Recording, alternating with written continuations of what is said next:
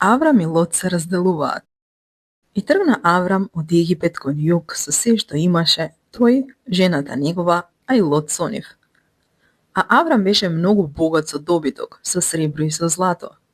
И ги продолжи тој патувањата своји од Негев до Ветел, до местото каде порано му беше поставен шаторот, меѓу Ветел и Гај, до местото каде најнапред беше подигнал жртвеник и таму го призва Аврам името Господово.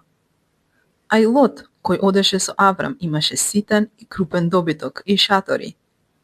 И земјата беше тесна за да живеат заедно, бидејќи имотот нивни беше толку голем што не можеа да живеат заедно. И стана караница меѓу пастирите на Аврамовиот добиток и пастирите на Лотовиот добиток. А во таа земја живееа тогаш хананци и перизици. Затоа Аврам му рече на Лот: не треба да се караме јас и ти. Ни моите пастири со твоите пастири, зашто сме роднини. Нели е пред тебе целата земја? Оддели се од мене.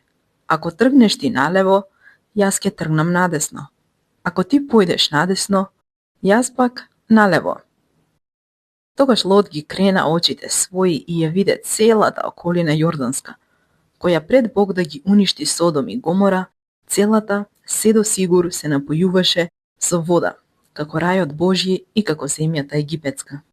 И Лот ја избра за себе целата околина Јорданска, па појде Лот кон исток и се разделија еден од друг. Аврам се насели во земјата Хананска, а Лот се насели во околните градови, поставувајќи ги шаторите своји дури до Содом. Луѓето пак во Содом беа лоши и многу грешни пред Господ.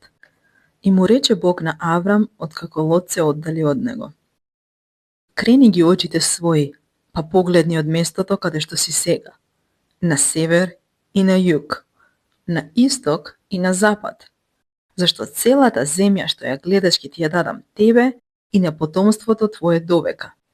Ќе го умножам потомството твое да биде колку што е песокот на земјата.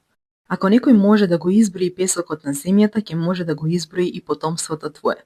Стани и изодија оваа земја во должина и во широчина, зашто ќе ти ја дадам тебе и на твоето потомство за секогаш.